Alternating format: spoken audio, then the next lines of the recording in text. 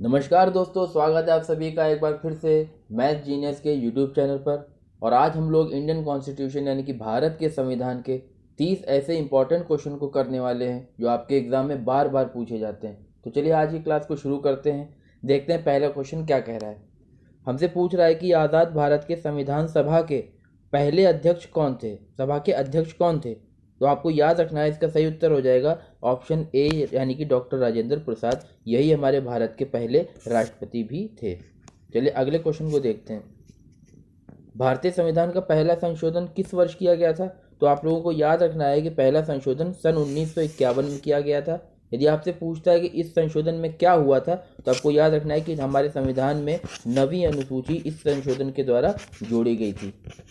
9वीं अनुसूची का यदि विषय पूछा जाता है तो आपको याद रखना है भूमि सुधार इसके अंदर विषय था। भूमि सुधार 9वीं अनुसूची में। चलिए अगले सवाल को देखते हैं।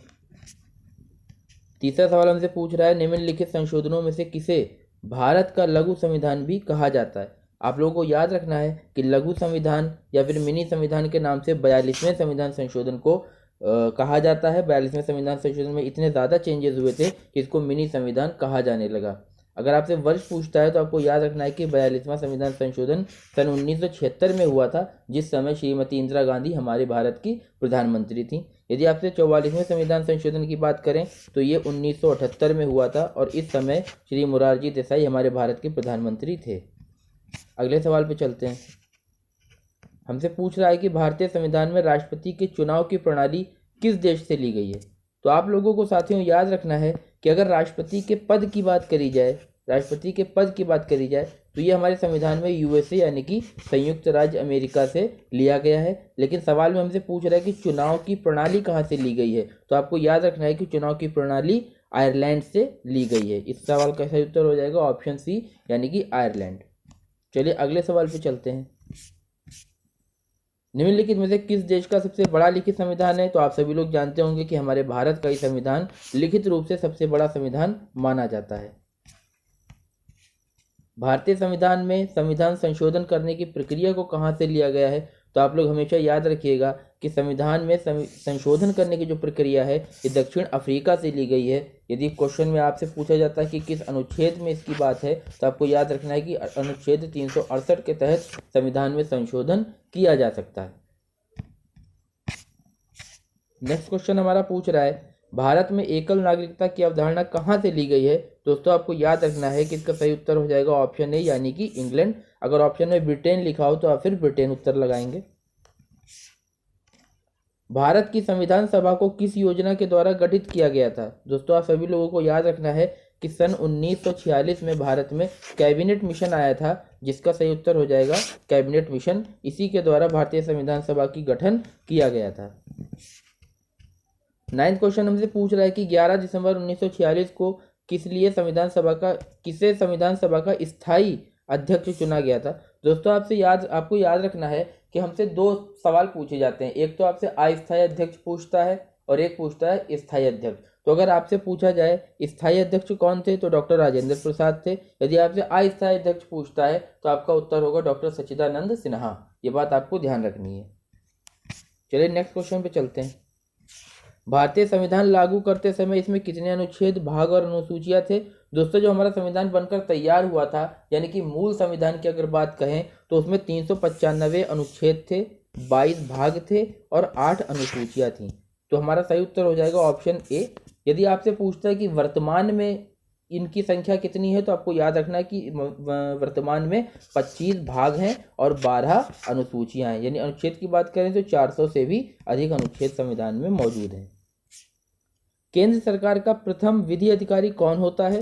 पहले आपको इस बात को समझ लेना है कि केंद्र सरकार का प्रथम विधि अधिकारी का मतलब ये हुआ कि भारत सरकार का वकील कौन होता है, सबसे बड़ा वकील। दोस्तों याद रखिएगा इसका सही उत्तर हो जाएगा ऑप्शन सी यानी कि महान्यायवादी, जिसको हम लोग अटॉर्नी जनरल ऑफ इंडिया भी कहते हैं। यदि आपसे पूछता सवाल में कि राज्य सरकार का प्रथम विधि अधिकारी कौन होता है, तब आपका उत्तर महाधिवक्ता हो जाएगा। यह राज्य सरकार का सबसे बड़ा वकील होता है। यहाँ पर अगर हम लोग अनुच्छेद की बात कर लें तो महान्यायवादी जो है वो आर्टिकल 76 में महान्यायवादी आता है। यदि महाधिवक्ता की बात करें तो ये आता है संविधान के अनुच्छेद 165 में। ये बातें आपको ध्यान रखनी है। चलिए अगले अगले सवाल पे चलते हैं। पूछ रहा है कि भारतीय संविधान की प्रस्तावना में देश का कौन सा नाम उल्लेखित है। दोस्तों याद रखना है कि हमारे संविधान में हमारे भारत को सिर्फ दो नामों से पुकारा गया है, भारत और इंडिया, यानी कि इंडिया दैट इज भारत। चलिए अगले सवाल पे चलते हैं हम लोग। वर्तमान में भारत में कुल कितने राज्यों में विधान परिषदें विद्यमान है। दोस्तों आप लोगों को याद रखना है कि इस समय हमारे देश के 6 ऐसे राज्य हैं जिनमें विधान परिषद मौजूद है। यदि आपसे इनका नाम पूछता है तो आपको नाम भी मालूम होना चाहिए। एक तो आपका तेलंगाना है जहां विधान परिषद मौजूद है, एक उत्तर प्रदेश है, एक महाराष्ट्र है, एक आपका महाराष्ट्र है, एक बिहार है, एक कर्नाटक है, और एक आपका हो जाएगा कौन सा, एक और है आंध्र प्रदेश। ठीक है, तो ये 6 ऐसे राज्य हैं जहां पर विधान परिषद भी मौजूद है, ये आपको याद रखना है। जम्मू कश्मीर में भी पहले थी, लेकिन अब वहाँ चूंकि वो राज्य रहा नहीं है इसलिए वहाँ पर विधान परिषद हटा दी गई, समाप्त हो गई है। चलिए नेक्स्ट क्वेश्चन को देखते हैं। हमसे पूछ रहा है कि लोकसभा एवं राज्यसभा के दोनों अधिवेशनों के बीच में अधिकतम कितने समय का अंतर होना चाहिए। दोस्तों याद रखना है कि अधिकतम समय जो हो सकता है दो अधिवेशनों के बीच में वो होता है 6 माह, इसलिए सही उत्तर आपका हो जाएगा ऑप्शन सी 6 मंथ। 15 सवाल कह रहा है कि राष्ट्रपति राज्यसभा के कितने सदस्यों को मनोनीत कर सकता है। दोस्तों याद रखना है राष्ट्रपति 12 सदस्यों को मनोनीत कर सकता है, राज्यसभा के 12 सदस्यों को। किसी विधेयक को धन विधेयक के रूप में कौन प्रमाणित करता है। तो इसका उत्तर सही याद रखना है कि लोकसभा अध्यक्ष जो होता है यही इस बात का निर्णय करता है कि संसद में पेश किया गया विधेयक धन विधेयक है या फिर नहीं। तो इसका सही उत्तर हो जाएगा ऑप्शन बी लोकसभा। यदि आपसे अनुच्छेद पूछे तो आपको याद रखना है कि धन विधेयक हमारे अनुच्छेद संविधान के अनुच्छेद 110 से संबंधित है।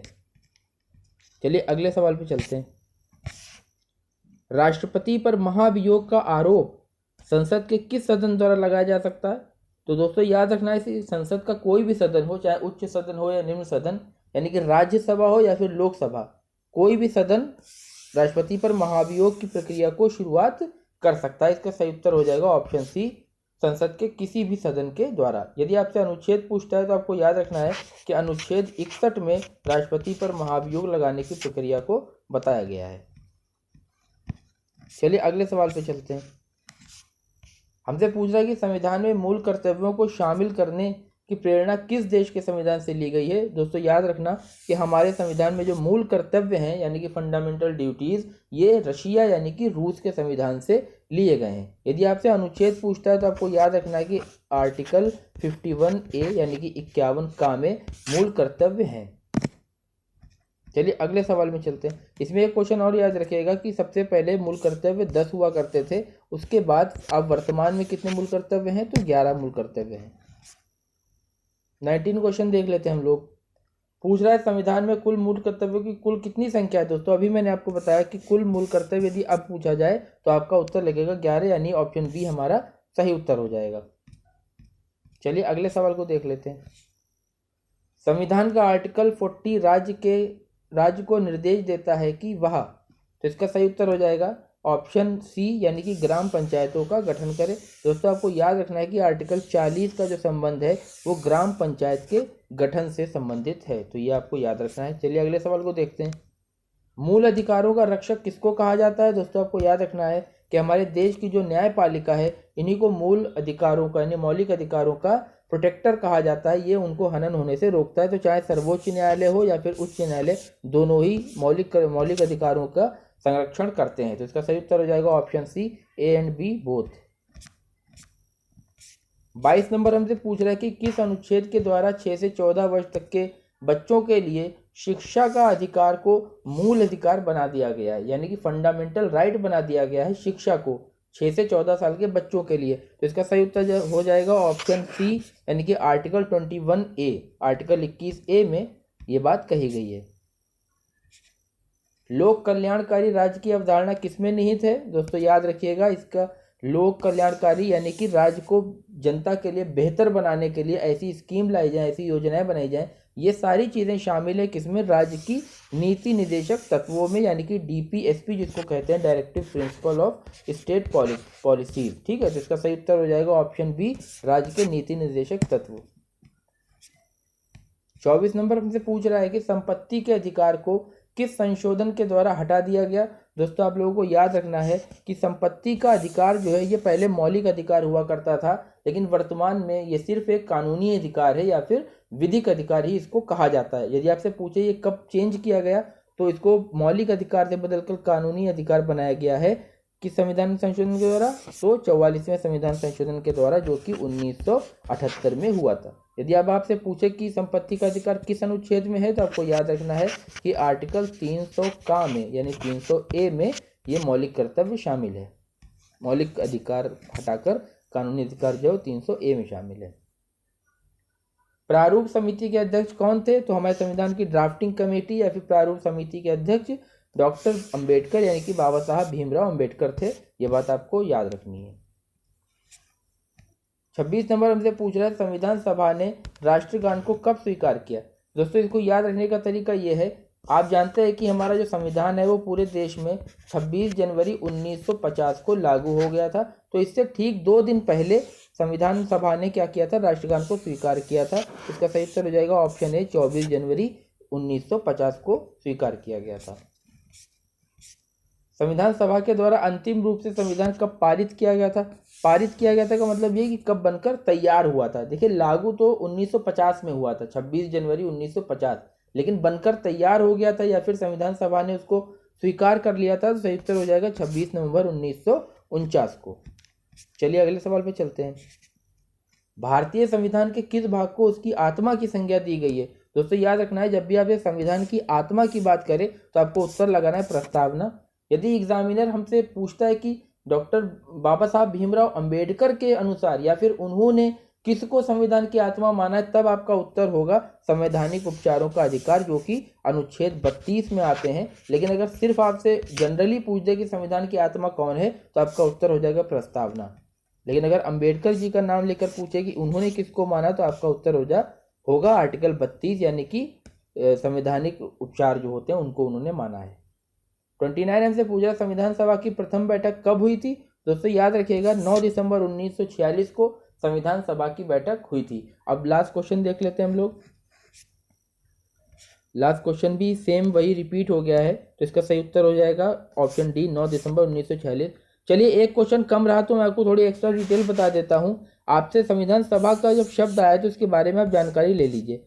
संविधान सभा जो है वो कैबिनेट मिशन 1946 की अनुशंसा पर बनाई गई थी। इसका मेन काम क्या था? संविधान का निर्माण करना। इसमें इंपॉर्टेंट बातें आपको जो डेट याद रखनी है वो ये कि इसकी पहली बैठक जो हुई थी वो 9 दिसंबर 1946 को हुई थी। इसकी जो पहली बैठक हुई थी वो कब हुई थी? 9 दिसंबर 1946 को, जिसमें डॉक्टर सच्चिदानंद सिन्हा को अस्थायी अध्यक्ष के रूप में चुना गया था।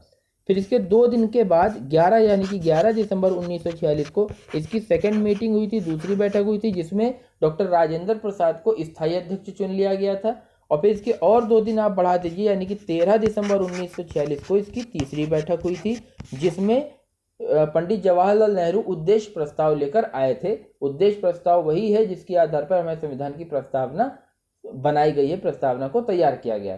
तो आई होप आप लोगों को सेशन अच्छा लगा होगा। यदि आपने वीडियो को अंत तक देखा है तो इसको लाइक करना कतई ना भूलें और अपने दोस्तों को शेयर करें। चलिए अपना ध्यान रखें, मिलते हैं नेक्स्ट वीडियो में।